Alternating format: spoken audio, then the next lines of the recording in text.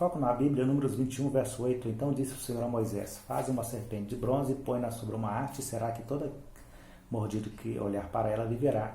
Fez, pois, Moisés uma serpente de bronze e pô-la sobre uma haste, e sucedia que, tendo uma serpente mordida alguém, quando ele olhava para a serpente de bronze, vivia. 2 Reis 18, 3 e 4. Ele fez o que era reto aos olhos do Senhor, conforme tudo o que fizera Davi seu pai. Tirou os altos, quebrou as colunas e deitou abaixo a Azera e despedaçou a serpente de bronze que Moisés fizera, porquanto até aquele dia os filhos de Israel lhe queimavam incenso, chamou-lhe Neustã. João 3 e 14, como Moisés levantou a serpente no deserto, assim importa que o Filho do Homem seja levantado, para que todo aquele que nele crê não pereça, mas tenha a vida eterna. Por que eu li todos essas três passagens bíblicas? Porque todas elas falam da serpente de bronze que Moisés fez. Aqui se esgota, na Bíblia não existe mais referências a esse assunto, a serpente de bronze. São essas três passagens que falam sobre ela. Então eu trouxe todo o contexto que fala sobre a serpente de bronze. Então, quando você quer chegar na conclusão de um assunto na Bíblia, você tem que esgotar o assunto no conteúdo bíblico, ou seja, tudo que a Bíblia trata sobre aquilo, não apenas um versículo de maneira isolada. Por exemplo, você quer falar se Deus aprova um novo casamento para a pessoa divorciada, o recasamento, não basta pegar um versículo, você tem que estudar todo o assunto, todo o contexto bíblico sobre esse assunto e chegar na conclusão. Neste caso aqui, algumas pessoas usam esse texto de Números 21, verso 8 e 9, para dizer que Deus aprova a idolatria, o culto às imagens de escultura, porque ele mandou Moisés fazer a serpente de bronze. Ok, se você ler só o primeiro versículo aqui, dá até só a primeira passagem, Números 21, 8 e 9, dá até entender que parece que sim. Mas o assunto não se encerra aqui.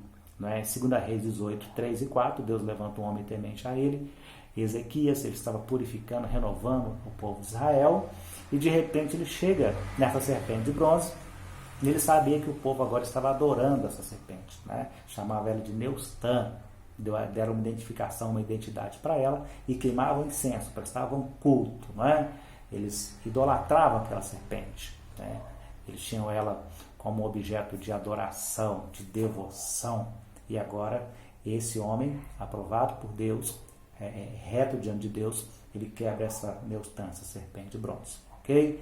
E aqui a gente vê o seguinte, que no primeiro caso, em Números 21, aquela serpente era uma serpente, era apenas algo simbólico. Apenas algo simbólico. Quando chega nesse caso aqui, já não era uma serpente, era a serpente, era Neustã, já tinha uma identificação, tinha uma identidade. É por isso que agora se tornou idolatria, já tornou idolatria, não é mais uma serpente, é a serpente, é Neustã. E o povo então estava ali oferecendo culto a ela, adorando e queimando incenso. Um exemplo, a cruz para a gente hoje é um símbolo bonito da nossa redenção, da obra que Jesus consumou, a cruz.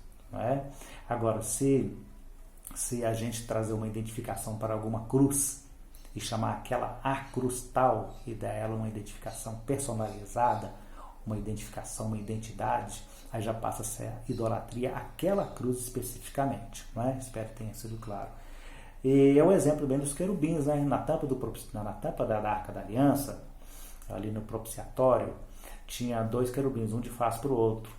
Não eram querubins com identificação, eram querubins. Então, por exemplo, se fosse querubins com nome, ou anjos com nome, ou arcanjos, de um lado o anjo Gabriel, do outro o arcanjo Miguel, já era diferente, já estava trazendo identificação. Por isso, seria então identificado como idolatria. Então, aquele objeto, a serpente, antes era apenas uma serpente, não tinha uma identidade, não tinha uma identificação, era apenas um simbolismo, tal qual a cruz.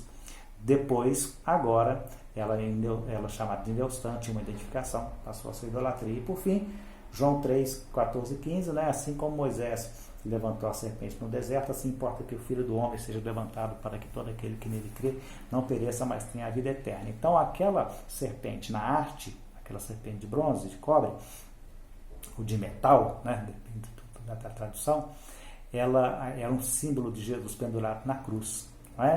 Até estranho, mas muito curioso, porque o que causava mal para as pessoas eram as serpentes abrasadoras, que picavam eles e causavam morte.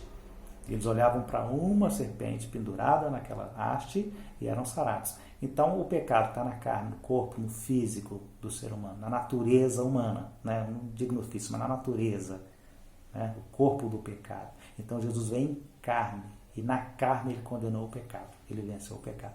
Né? Deu para entender o paralelo, a simbologia? Então, Jesus pendurado na cruz, ele estava ali no corpo humano, vencendo o pecado, né? Então, ele vindo à plenitude dos tempos, Deus enviou seu Filho ao mundo, semelhança dos homens, não é isso?